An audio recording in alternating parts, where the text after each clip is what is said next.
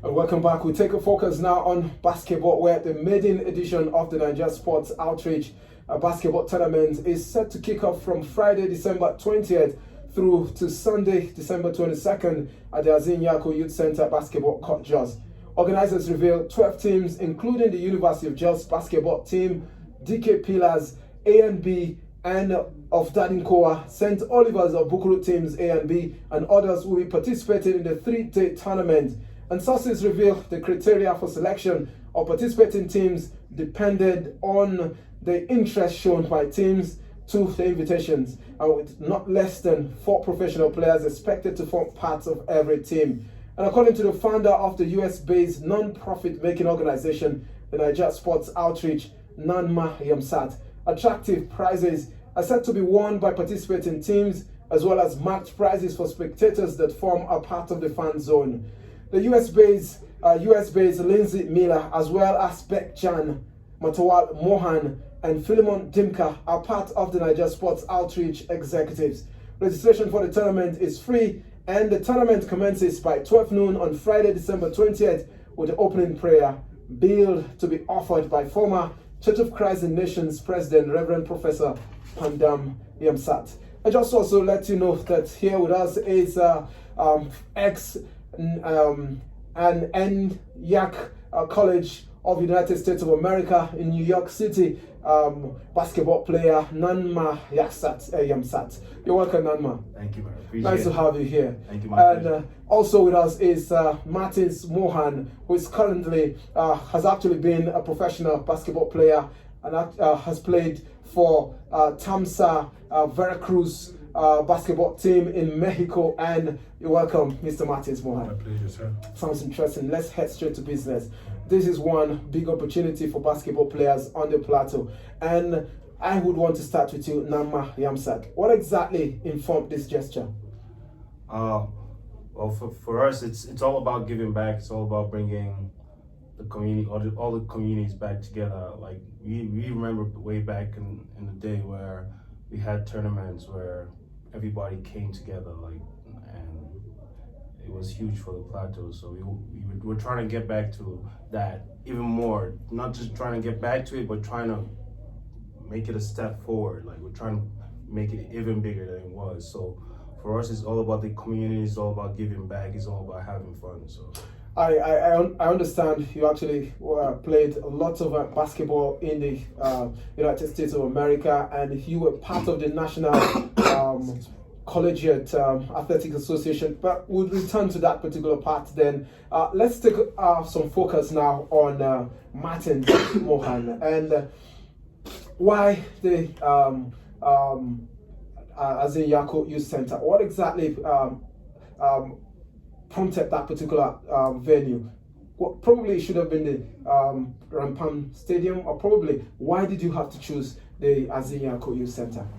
All right, thanks for the opportunity. We try to look at it this way because Dadinkowa Azin Yako Youth Center is also in the center of the city. So we want to give opportunity people that are far and near. You know, when you take it to the stadium, only people from other places cannot get access. It's difficult for them to get there. But Dadinkowa here, I think, is a center for everyone can get access to find his way towards that place. So I think that's the reason why we just chose Dadinkowa to be the center of the tournament. So. Of course, just to take a focus now on Nanma Yamsat. Does this form some scouting network for players, or it's just a one-off thing? It's not a one-off thing for sure. Like we're trying to.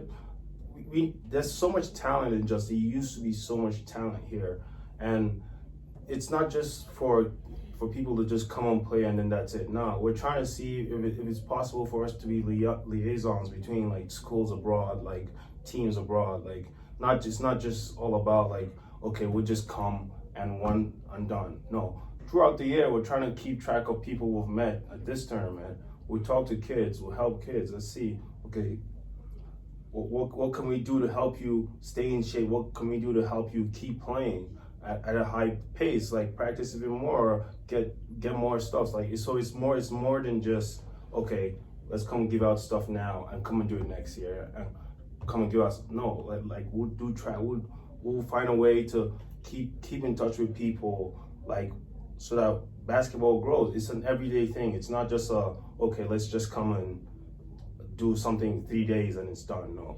And of course, I know you've actually had much experience in collegiate basketball in the United States of America. But then let me return now to Martins Mohan. You've been a professional during your playing days, and you still play? Yes, still play. Okay, sounds interesting. Very quickly now, technically speaking, what sort of players would you be looking out for? Well, we're looking at most of these players that we do play together with them in those days, and some of them, they are seniors, but they still have the virtue, they still have the potential, they still have the passion for the basketball. We're looking at some of them, like we have the Stanley, we have more of these big guys in George and Nambam, and not to forget in middle, not to forget NMR, not to forget a lot of them are out there. So those guys can as well come around and give us more spicy to this game, so that others ones that are here coming up, they can as well see them from them, then they can really pick a challenge and start having a hope on it. Well, of course, let's take this opportunity to relive the experience of playing in the NCAA, and that's National Collegiate Athletic Association basketball. What does it take really? How does it really feel playing in the United States of America? Let's have you relive that particular experience. Well, it's a blessing to be able to play at that level. It definitely takes a lot to play at that level, but like if I can do it, I know a lot of kids here can do it, because I know a couple of friends that we played here that still play abroad, that still play in the U.S., even at a higher level than I did. So it just takes hard work. Like it's an everyday process. Like people only see the finished product but don't know what it took to play at that level. It takes hard work day in, day out to play at that level.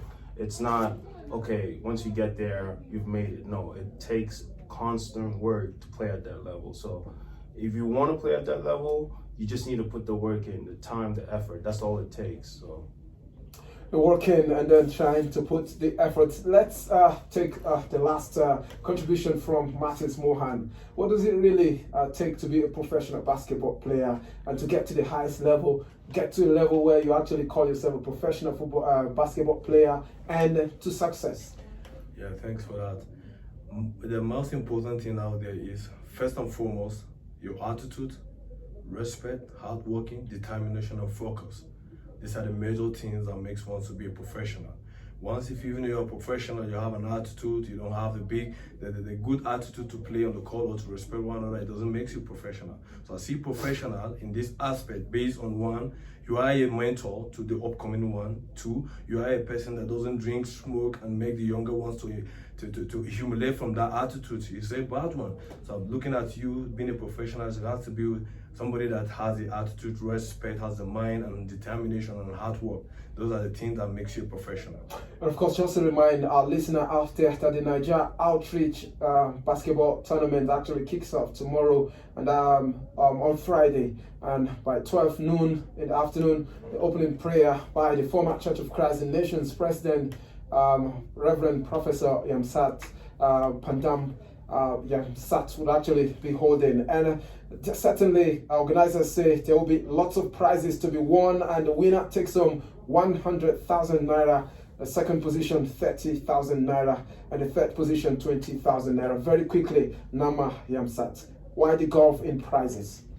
The prizes it's not more about the money, but it's more about like, let's still have something to look forward to Christmas. Let's someone's family have something to buy. Like someone can come home and say, oh, I brought something home. You know, it's more than just it's more than basketball. It's definitely way more than basketball. You want to have someone be thankful, someone to have something to be thankful for, someone's family.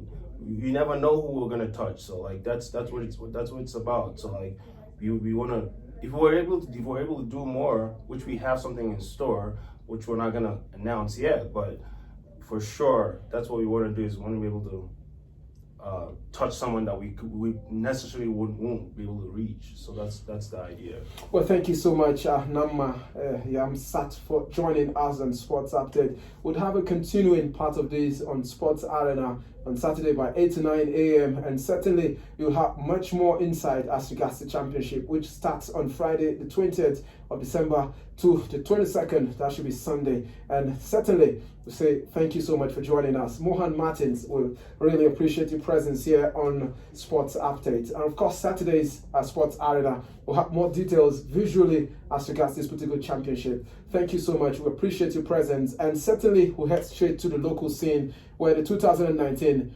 FC Katina reunification match is set to be held on Friday, December 20th at the Police Children's School pitch by 6:30 a.m. in the morning. And that particular match, according to the FC Katina coach John Paul, he said established the club was